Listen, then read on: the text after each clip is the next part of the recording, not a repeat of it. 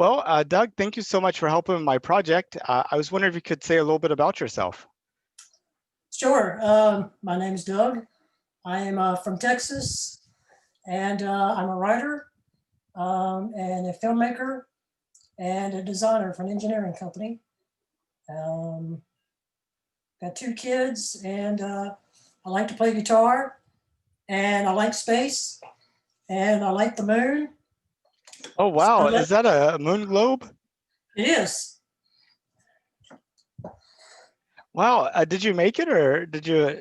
No, I actually bought this. Well, it's changing colors. I don't know how well you can see it. I bought this from a friend of mine who is an astronomer. Oh, wow. So you said you're a writer. What do you write? Right now, I'm writing a screenplay. Interestingly enough, is about space travel. But I write just about anything, any genre, just whatever kind of comes out of me. Mostly, last few years, been writing a lot of stage plays and film scripts. It's kind of where my focus has been. Could you tell me a little bit about the work you're doing now? Like, where is the setting and sort of does it have any particular themes you're working with? Sure. It's the working title is Titus, and it kind of came out of an idea that I had about a female astronaut who was stranded on a distant planet. And some of my filmmaking friends had an idea where four astronauts had crashed on another planet. So we thought, how about they meet on the same planet? And so we developed a feature screenplay for film. It is based on a real planet in our real universe. It's T Garden is the system that it's in, and T Garden B is the planet, which is about 12.5 light years away, which is really far. And it is orbiting a red dwarf star. It is in what's called tidal lock, so that one side of the planet always faces its sun, which is kind of like our moon always faces us here on Earth. And so these characters are on this planet and stranded, and the story is really about trying to come together to overcome the impossible to get off the planet and get back home without giving too much away. But Is there any twist about them being from different countries or different civilizations or? there is a little bit of a twist. I mean, none of them are alien. They are all human. They all are from Earth. So there's no twist like that. But somebody said once that the time is relevant, and so there's those little things that we're playing with as we develop the story. It's about 109 pages now, which is roughly right about a 2-hour film as a feature. We've got so much backstory and so much in our timeline that we use to build our little universe that we're in. We're actually going to develop it into a series, which means we need to bump it up to about 500 pages, which would be basically the equivalent of 10 50-minute episodes, kind of like you might see on Netflix for those 1 hour type series. So that's kind of the direction that we're going with, because as we develop backstory and kind of building profiles and bios of these characters, which started out just being four individuals, we felt like, man, there's so much more story here. We need more time and space to tell those stories. So we've got 10 episodes outlined, and now we just got to add some meat to the bones. So it's very interesting. I've always had a fascination with space. So when I got your invite to talk about going back to the moon in 2024, I was like, absolutely, let's discuss it. That's awesome. So coming to that, when did you find out that we were planning to send astronauts back to the moon? Oh, I don't really know.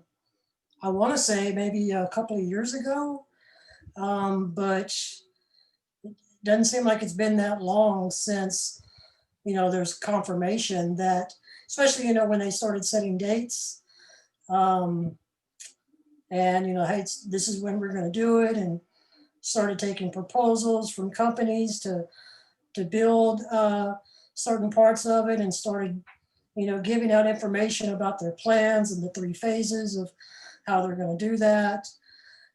Seems like it's been pretty recent that I've learned all that, but it's been interesting to watch it. And obviously, with the return to space with Doug and Bob earlier this year, and watching all of that develop, and the things that Elon is doing with SpaceX and NASA, it's exciting for sure. You mentioned Elon. By chance, did you get to see the Starship SN8 test flight in Boca Chica on Tuesday? I got to see some of the clips, that people post or whatever. I did see some of that, yes. Yeah, it was amazing. I just caught it right as it was happening, Uh-huh. after several days of trying to catch it right as it was happening. Yeah. And I mean, I had visited Boca Chica in September of 2019, and it was just half put together, you know, uh, what turned out to be just like space art and a tent. And now it's like an entire industrial facility producing, prototype after prototype after prototype. And who would have thought that Brownsville might be the gateway to the rest of the solar system? I mean, Exactly. Yeah. I was thinking that the other day, that I was like, so, and I was going to ask my friend Will, who's the astronomer, and he's got a rich history with NASA. He's one of those guys since he's been 8 years old. That's all he's ever done is study rockets and NASA and stuff. And I was like, historically, it's always been Florida and Cape Canaveral for launches. And then, of course, when the people in space talk to Earth, they talk to Houston. So Texas doesn't surprise me, but I was thinking, it's like, man, this is becoming the epicenter of the first parts of getting these missions into space, and from the moon to Mars to who knows where else. Maybe 12 and a half light years away at Tea Garden one day. by chance, is that Will Young you're referring to? That is Will Young, yes. I actually interviewed him for this project too. That doesn't surprise me. Yeah, Will's a great guy. So if you spoke to him, then you kind of know about his knowledge and his love for space and NASA and all of that. So Yeah. Would it surprise you that most of the non-space people I interviewed, my original plan for this project was actually, I started a year ago, Wednesday of next week, so uh-huh. like December 17th, 2019. And my plan was, since I work from home for the past 2 years before everybody else started working from home, I needed a project to get me out of the house. So you Right. can see how well that worked out. But uh, most of the people that I interviewed, just random strangers at coffee shops, at the stores, on the streets, what have you, they have no clue we're going back to the moon. And Sure. I was wondering if that surprised you. No, actually, it doesn't. I was just with my family. We were out getting some dinner, and I mentioned that I was going to be doing an interview, and they were asking me why. And my son mentioned about the rocket coming down and crashing and stuff, and my wife made a comment about, she always thought that rockets would come down, invert themselves, and land. Because I was like, do you understand the technology and the ingenuity it takes to do something like that? Um, so there's lots of people out there who's like, oh yeah, we have the space shuttle, it still goes and does missions or whatever. Or there's little news blurbs that they may know that, the International Space Station is up there and it's doing its thing. But it doesn't surprise me that there's a large part of the population that, you know, doesn't care, or just in passing kind of pick up on things. But maybe there's a few bit of us that really pay attention, get excited about it, and, you know, eventually have to pay the bill for it because it's going to be a lot of money to do it. So, Yeah, that's the interesting part, right? Um, on one hand, you have like these traditional aerospace companies who've been given billions and billions of dollars, but haven't yet flown the thing they've been given billions and billions of dollars for. And then you have SpaceX, who's been given, sure, hundreds of millions of dollars, but Uh-huh. not for Starship, except unless you count like their human lander contract. They're essentially Right. funding this out of their, um, the Falcon 9 business Right. that they've been doing. Yeah. Uh, I think SpaceX is going to be able to do it much, much cheaper. I Than think so. I looked at some, not numbers, but I had watched some videos and where it was talking about the different proposals and the different companies that were going to be, bidding for certain things. I think they may have awarded some, or maybe just made an announcement like Boeing is not going to get their lander as part of it. And some of the numbers they were throwing out there were like astronomical. But I agree with you that SpaceX probably has the better track record, maybe because they've been getting some contracts and they're basically practicing, with every flight that they make. But yeah, there are some that have gotten awarded stuff and with no test results to, say, hey, we've done this, we can do this again. But I guess that's the way it goes sometimes, especially when, government's involved, maybe a lot of red tape, bureaucracy, which is oddly a theme in our screenplay. So Oh, red tape. yeah, I think there's two things that no matter how far we advance in technology, there'll always be probably sickness and death. We'll always have to struggle with that, and there'll always be the struggle for power. And when you really boil it down to, that's a lot of times where it comes to, is struggle for power and control. And NASA has always historically been funded by government, and government has a role in what and how they do things. And then you have something that's a little bit more private, like SpaceX. They've come together and worked together and done some really great things. But I think we'll see and continue to see more of those independent, privately owned corporations and companies investing their own money, maybe less and less tax dollars, and maybe be more ingenuity, more progressive, more aggressive in the things they want to go for and shoot for the stars. No pun intended, but um, where government may have a little bit more of a hold on that, and maybe that's why it's taken 40 years, for us to get back into the space program and start moving towards the moon and who knows where else. Um, do you think it's a hindrance, not having a large part of the population know that we're planning to go back to the moon, or do you think maybe it doesn't matter that the people that need to know, and maybe it's good that it doesn't have quite as much scrutiny in the sense that.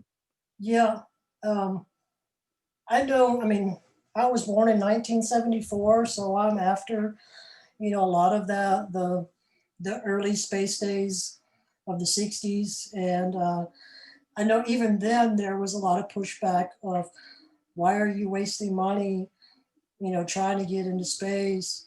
Then we get into space. Why are you wasting tax dollar money to go to the moon? Then we go to the moon, and then of course we go into the space shuttle years and satellites going up all the time, the International Space Station. So there's always been, I guess, from the general public and even from people in power and Congress and things of, is it a waste of money? So maybe a little bit of ignorance is bliss.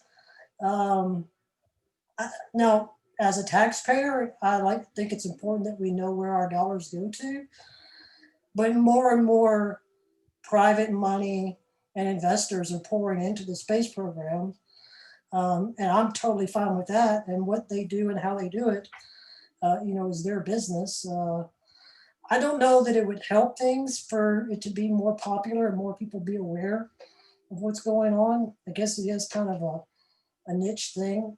Um, Maybe people are just more distracted with, getting up and going to work every day, or playing on their phones, Candy Crush, or whatever, or doing things. They're like, oh, it's space. That's nice. So, Um, there's one area where I think it might help. A lot of people are interested in becoming astronauts or doing something in space in like elementary, as an example. yeah, And then somewhere along the way, either their interest just naturally changes as they become more aware of other things. But I also think that, there's kind of like a dose of reality that they have to go through where maybe people are like, not many people are astronauts. There's not much of a future in that. sure. And so I'm wondering if a lot of people who would be interested in being space entrepreneurs, space engineers, space astronauts, space investors, yeah, that type thing get kind of turned away into other more, mainstream type of things. Right. And if it was, if there's more of a general enthusiasm or knowledge about it, people would go, that's not quite as niche as we used to think it was. Yeah. Yeah. Yeah. I don't know if I have an opinion. I would say that probably, um, I don't know, maybe there's less of a, what's the word I'm looking for?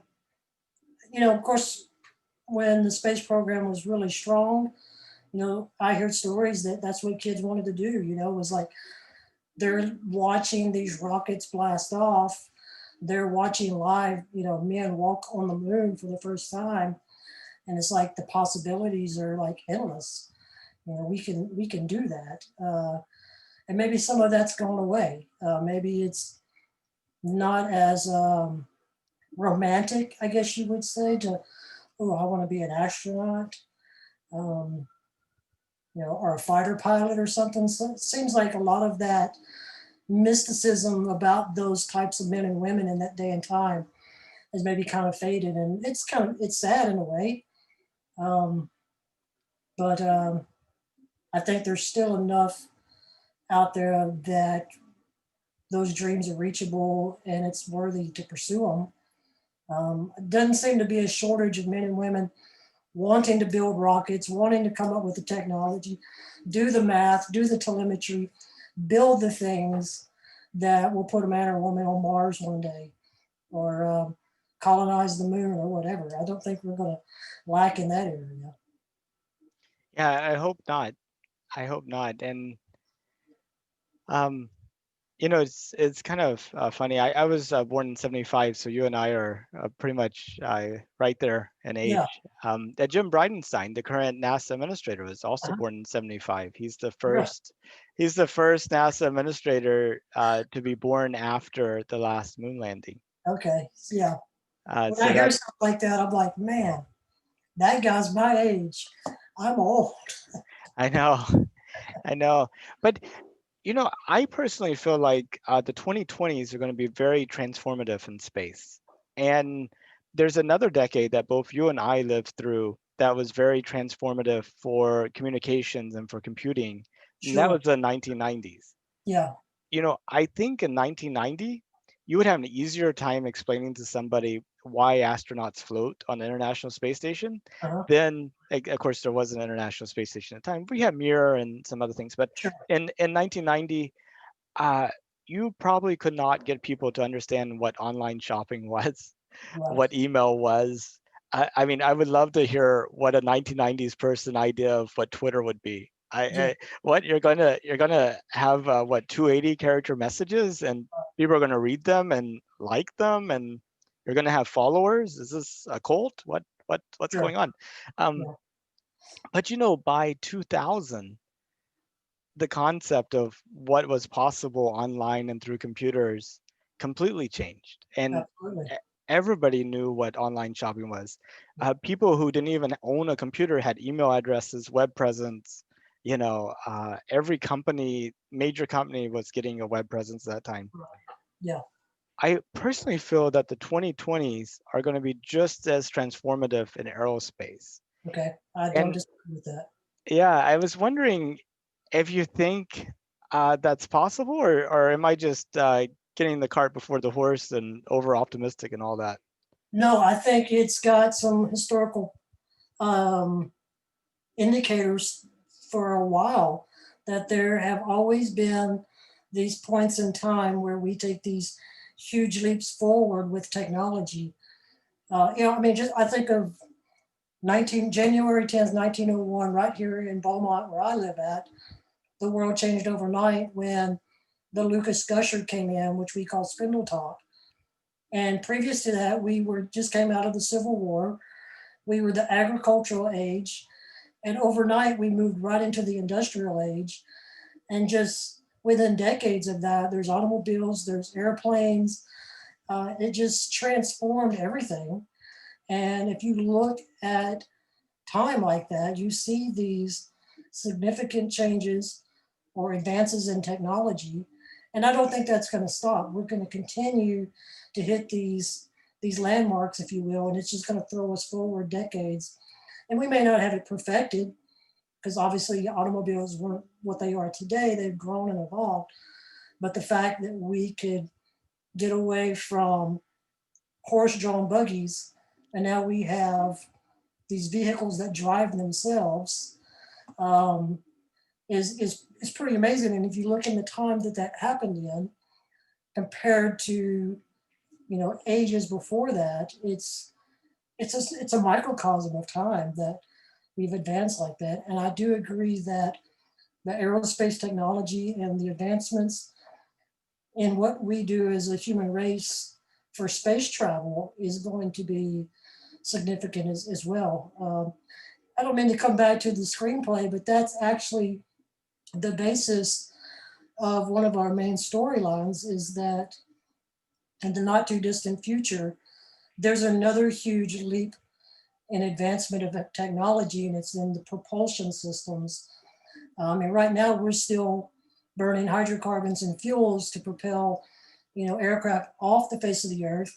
And even once we're in, space, we're doing that. But there's already unperfected technology with fusion propulsion, tachyon propulsion. And, if you're writing a fictitious story, you can put that stuff in. And basically, what it allows you to do is go further and faster than any human's ever gone. Maybe not light speed like the Millennium Falcon or anything like that, but still, you can reach some deep space locations and maybe have a great space adventure or whatever. And um, it's a fictitious story, but there's a lot of elements that come out of the reality from the point that we're going to have another huge leap forward in our technology and understanding of things that can propel us further and faster than we've ever gone. Yeah, no, it's true. Because I mean, Elon Musk talks about the Starship, that it's going to be the most capable rocket ever built, being Yeah, able to carry 100 people to orbit, the most versatile rocket ever built. You'll be able to use it for point-to-point travel on Earth, traveling from Beaumont to Shanghai in like 30 minutes. You would be able to use it to travel to orbit, to the moon, to Mars, and it's going to be the cheapest per launch than any rocket ever built because it's 100% reusable. right. Um, and he's talking about each Starship would be able to make 3 trips a day, and he's planning to have Boca Chica be able to produce 2 of them per week. And whenever you start thinking about that scale, I mean, can you imagine, back in the 1920s, you had this airplane. There's a place for just one guy in it Right. or one gal. Um, Sorry, Amelia, I'm not forgetting about you. Okay, anyway, there's and um, you're like telling somebody we're going to be able to have hundreds of people travel any place in the world in this network of stuff. And they look at this plane and they're like, where are you going to put them? Are they going to hold onto the wings? Are they, but no, it's going to be a bigger plane. Show me one. Well, we don't have it yet, but we're going to have Right, it. right. But I mean, at some point, you're going to have like these routine trips to the moon. You're going to have this spare capacity. One thing I should tell you, NASA has this program called the Commercial Lunar Payload Services Program, Uh-huh. CLIPS. I don't know if you've heard of it. I don't think so. Okay, so NASA wants to send experiments to the moon, rovers, sensors, other stuff. And used to, what they did was they would contract out to a company to build the rocket, to build the lander, everything, and it'd be just a complete NASA mission. Yeah, A couple of years ago, they decided to take a different approach. They said, okay, really what we want is a package delivery service. We have this experiment or this rover we wanted to get from the Earth to that point. yeah. So they actually allow for companies to bid to be part of this program. And I think they currently have 13 providers. And every year they award two different task orders to send a mission to the moon. Next year, next summer is going to be the first time that we'll have people actually sending stuff to the moon. Astrobotic in Pittsburgh and Intuitive Machines here in Houston, Texas are both going to have landers that are going to be sent to the moon. And NASA says, we're going to pay you this much to deliver this to here. We don't care how you do it. I mean, there's some checks and balances. Sure, right, But if you have any spare capacity, you could do whatever you want to with it. As long as you get our stuff there, we don't care what else you do. right. And so Astrobotics is doing this thing with DHL, the package delivery service, I was where, going to make a joke about that. oh, where are you? Uh, Yeah, I mean, you just put Amazon or Verizon on the side of it, and you just got you two big checks to take care of that and get it delivered there, you know? oh, exactly. But Astrobotics is doing this thing with DHL where you could buy a DHL moon box and Okay, send something to the moon. So micro SD card's about yay big, sure. and I can send that to the moon for about 520 bucks. So I've went ahead and paid for that, and I'm planning to put this video on that micro SD card, Awesome. and it's going to the moon next summer. So there will be video evidence of this on the moon. And oh, by the way, I have plenty of space on there. So if you have any other writings or whatever, music that you would like to have preserved, I don't know about Sure. preserved. Preserved may not be the right word with the radiation, the hot encode, Right, but that yeah. Anyway, I just thought I'd mention that. It's kind of exciting, I thought. sure. Yeah. That's awesome. I had not heard about now as far as like commercial flights and stuff. You know, that's been something that I know they talked about and just jump on it and just like 2001 Space Odyssey, you got Pan Am flying. You just get on and fly up to the moon, you know, and go about your business or whatever. Will be a reality. Maybe not to the moon and back for a while, but maybe a quick around the Earth a couple of times and back down for sure. If it hasn't already happened that we don't know about, or just for civilians. I mean, Well, Tom Cruise is going to International Space Station next fall. this doesn't surprise me a bit. Yeah, I hadn't heard that though. Is and it for the new Mission Impossible movie? Is he going to go up there and film some shots? Or he is going to film a movie, but it's not Mission Impossible. Um, and I think the novelty is going to be where it was filmed. I have trouble imagining a it being anywhere close to like the quality that you get from special effects and all the ability to control it here on Earth. So, sure, yeah, but apparently the Russians are sending an actress up there. I hadn't heard about that. I okay, don't think their timings overlap, but they're giving some great international intrigue stuff going on. right. It's all up to casting, right, to get it right. Yeah, that's exciting. And you know, Tom Cruise does all of his own stunts, so it doesn't surprise me that he would just jump on and go up there. So There's also a reality TV show contest that's in the works called okay, Space Hero, yeah, which is going to be a global contest to identify a person to send to the International Space Station for 10 days. yeah, What do you think about that? that's interesting. Um, I'll tell you the first thing that comes to mind is, of course, the Challenger, where, the teacher was selected, and I was in the seventh grade, I believe, and, watched that launch and all of the disaster that happened around that. But I think that it definitely helps maybe the public relations of it all. That, here's this civilian, normal person who won and was selected from all of the masses to, it's like the golden ticket for Willy Wonka. You get to get on the ship and go up to the space station. Would be pretty cool. Yeah, it could be neat. It's unfortunate. I mean, it's. Did you watch the Netflix Challenger documentary? I don't think I did watch that.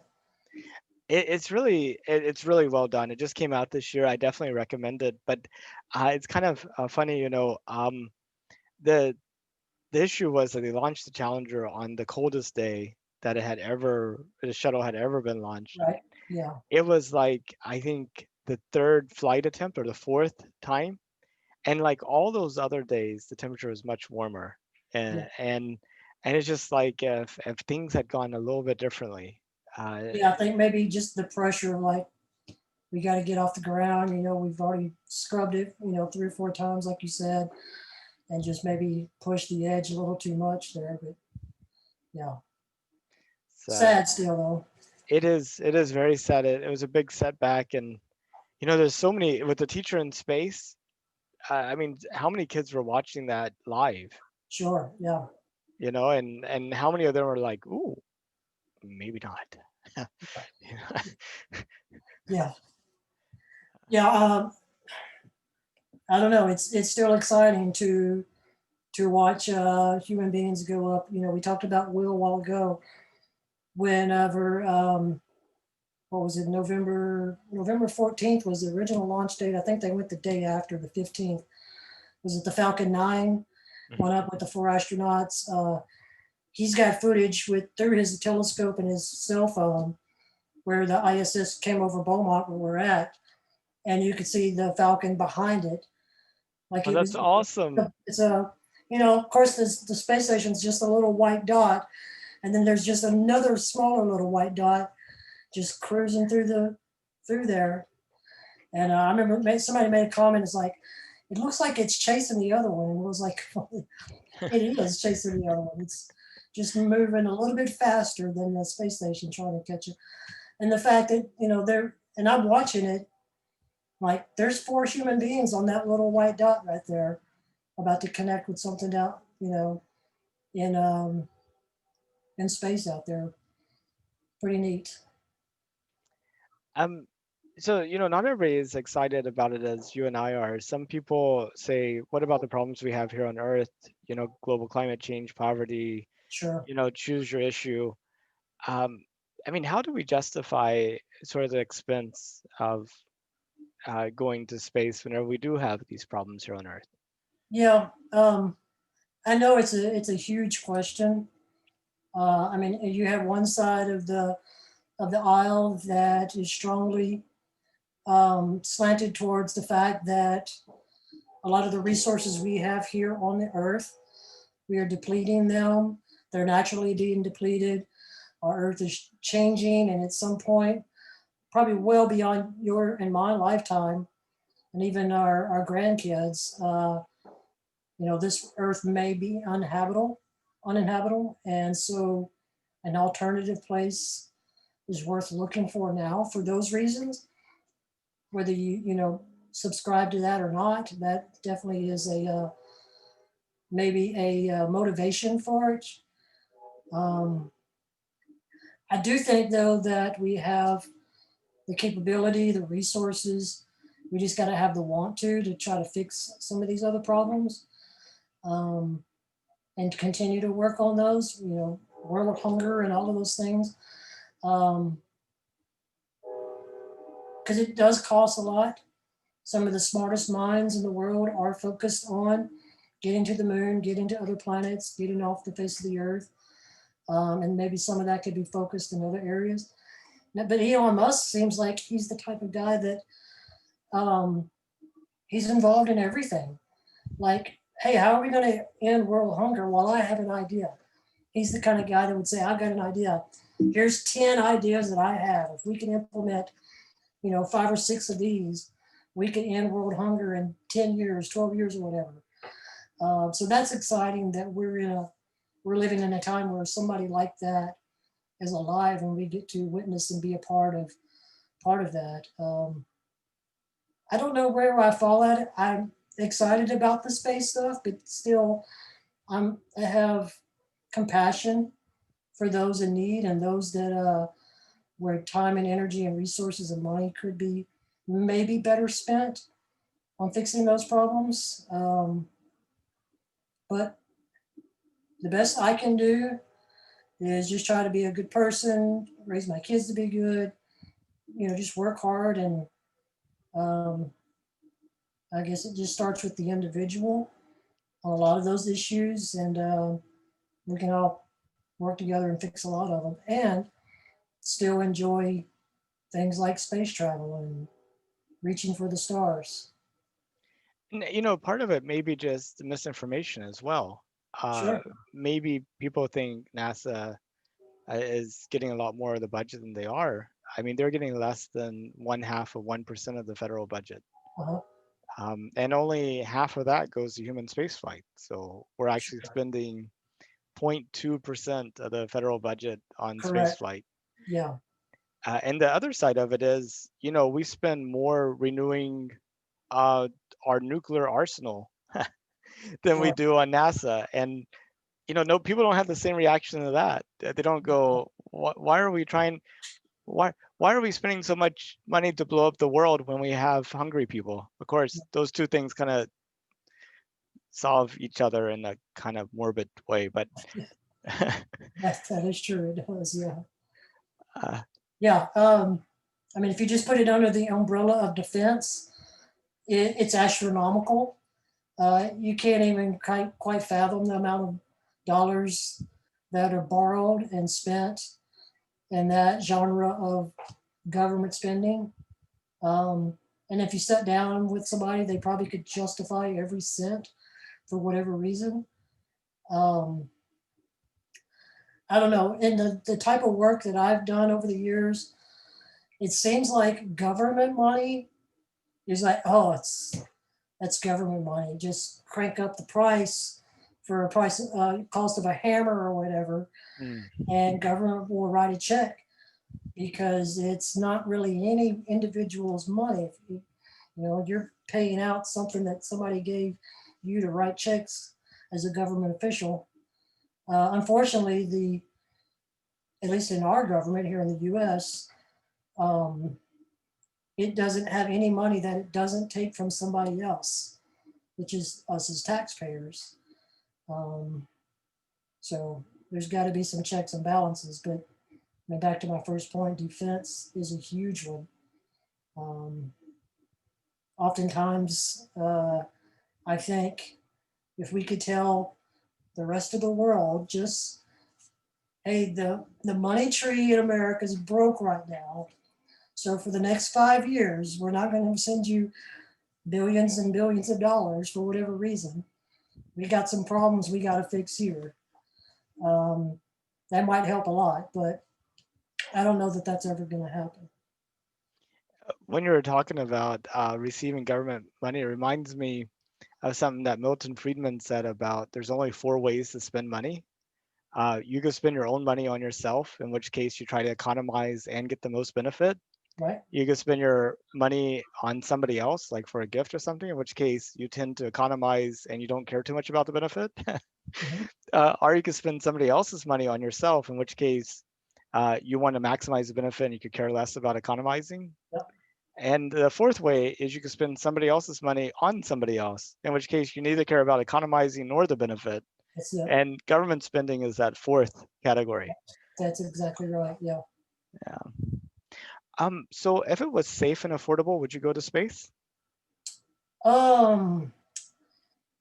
Yeah, I wouldn't be afraid to go to space. That wouldn't be an issue. There's lots of things to consider.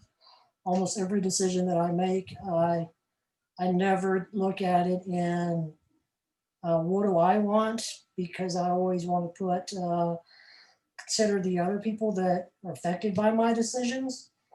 With a wife and kids, then that's a huge deal to have to consider for anything. I mean, I just bought a brand new truck, not brand new truck, a used truck today after 3 years of trying to figure out if it's the right thing to do. Oh, So, congratulations. well, thank you. So go into space would be way beyond, sure, would be cool. Would I like to do it? Am I afraid to do it? No. But there's so much to consider before I would do that. But just in the overall general sci-fi mindset, absolutely, I would be something that I would do. Well, putting aside the safety and money factors, how far would you go? Just like suborbital flight, stay in orbit for a week, go to the moon, maybe a course of 2 weeks, or would you go as far as a multi-year journey to Mars and back? That's a good question. Um, Knowing what I know about space and a lot of the challenges that we've yet to overcome, especially when we get away from the protection of the Earth's, magnetic protections that we have. To go to the moon in a tin can, like those guys did in the 60s, um, is pretty amazing. Um, I don't know. I'm pretty comfortable being alone. I think that I can handle the isolation that comes with something like that. I say that I could. I've never been in isolation, very long. Um, I seem like feel like I'd be pretty mentally secure with the fact of going on a deep space mission, with all the ifs of what's back at home and what am I leaving behind. Um, sure, let's just go for one way.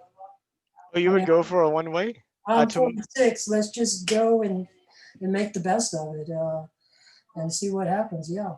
Wow, that's awesome. Well, Doug, I really appreciate your time. Is there anything else that you want to talk about that we didn't get to?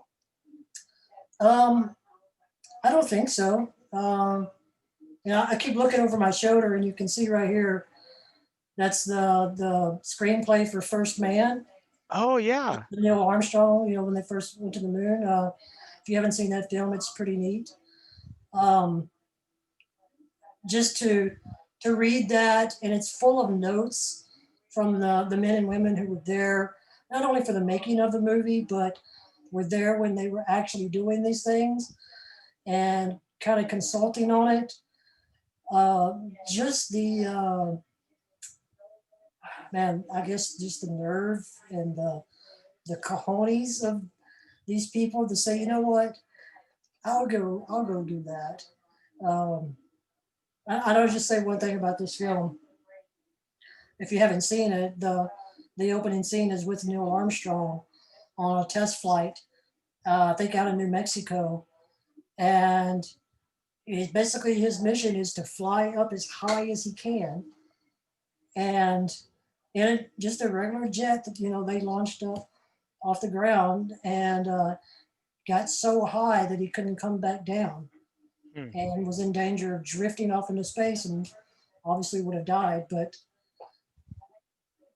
reading his words that he talked about that moment of being up there and in awe of seeing something, that he's never seen before out into space with the atmosphere below him, the silence once he breaks through that firmament, if you will, um, and then having the knowledge and the ingenuity to figure out how to get that plane to go back down, which they show in the film. But he says he just rolled it to his right so the wing would catch and it would drag him back down to where he could get enough uh, draft off of it so the wings would actually do what they're supposed to do and move him around.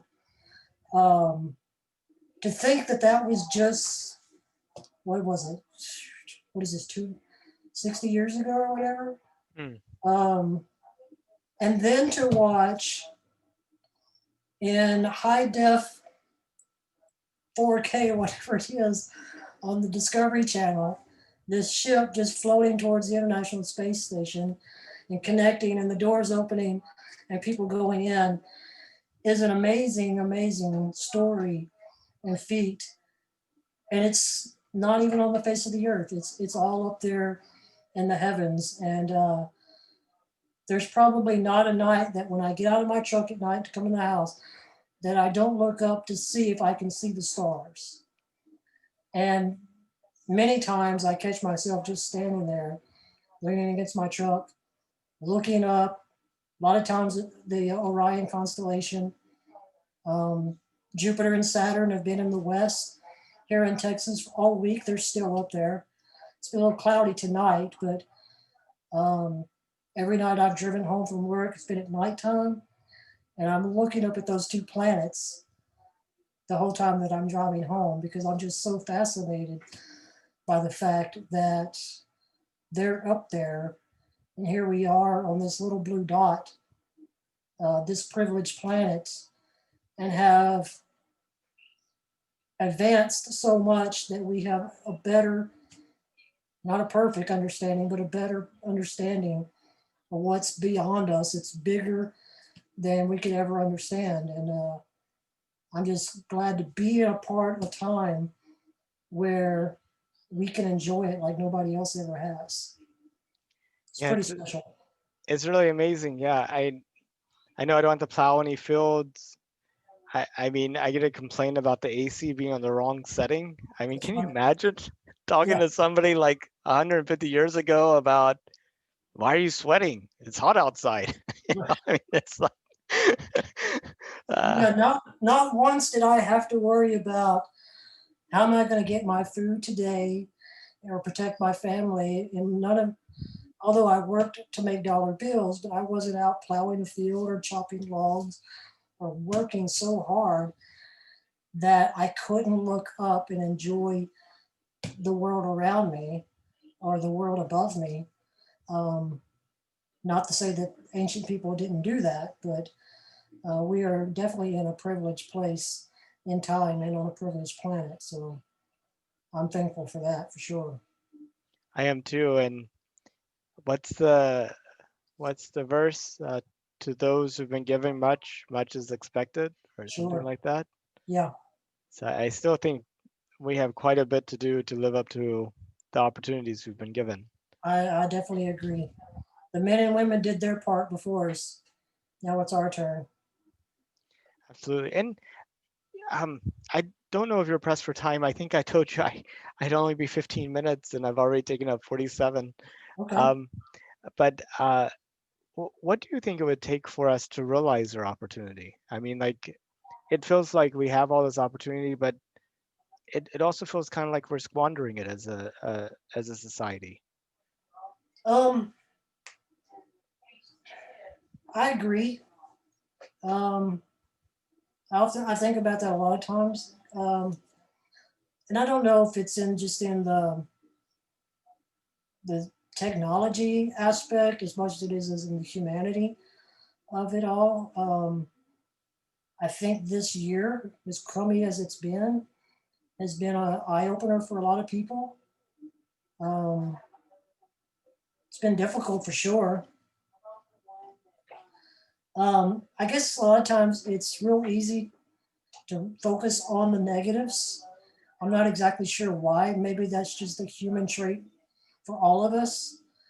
It seems like that's all you hear about is the negatives, the things that happen that are bad through the world. For whatever reason, they make the news. Um, this is going to be a strange analogy, but hopefully it'll connect. A couple of years ago, make this quick, we were adding on to my house, and so we were putting in some new bathroom fixtures. So I got online and I was looking for faucets for my sink. So what did I do? I read the reviews, Hmm, and 9 out of 10 of them were negative. hmm. And I thought, well, I'm not going to buy that. That's a piece of junk faucet. 9 out of 10 are bad. And I was on Home Depot's site when I was reading. I thought, wait a minute, how many Home Depots are there across America? And how many of those faucets do they probably sell a day? And I'm reading 9 out of 10 bad ones compared to thousands and thousands of people that have probably bought those particular faucets because they were popular. And how many of those are positive? But they don't get on the website and say, this is the best sink I've ever bought. They get on there and they say, this thing leaks, it didn't fit. And it was just kind of an aha moment that we always tend to get on Facebook and complain, or to get on a website, or we broadcast negative, negative, negative. And there's so much more positive where you actually crunch the data and the numbers. And I can make this a little bit more hard hitting. We hear about police violence against people, and it's it's it's terrible that those things happen. But how many police officers are there in the U.S.? How many people do they interact with every day? If there's 100 in a month of police violence against whoever, there's probably 20, 30,000, if not more, interactions with the police and other people that have all gone good. But what do we focus on? Those terrible bad things. If we can maybe put a little more positivity and focus on that, not that we shouldn't focus on the bad things, but I think if we looked at the raw data on the numbers, it might surprise us how well we're actually doing, considering how bad we probably could be doing. I hope that makes sense. It absolutely does. Um, it does. I mean, you're so right. I mean, you go to a grocery store all the time, you get good quality food, you enjoy it, but it's that one bad apple that you talk about. That's correct. Yeah, Yeah. And absolutely. and the interesting thing is, in our life, in our world, we expect everything to go perfect and complain about anything that we judge as not going perfect. And so we don't appreciate what we have. But Right. you go to Latin America, you go to Africa, you go to Eastern Europe, you go to India, China. I mean, they are, uh, I mean, the people I've interacted with seem to have so much deeper gratitude about life than I see a lot of people that I interact with in Europe or in the US. Sure. Yeah, maybe it's that I don't know if spoiled's the right word, but we definitely take a lot of things for granted. Maybe because we have them so good that unless you've experienced some hardships or really difficult situations, it kind of puts a lot of things in perspective. Um, it's interesting though, definitely is. I got a feeling that a person that was able to survive growing up, say, in Baghdad, to them, they're like, I can handle anything. There's no way it could be worse. Sure. Yeah. Mm. So, well, Doug, I really appreciate your time.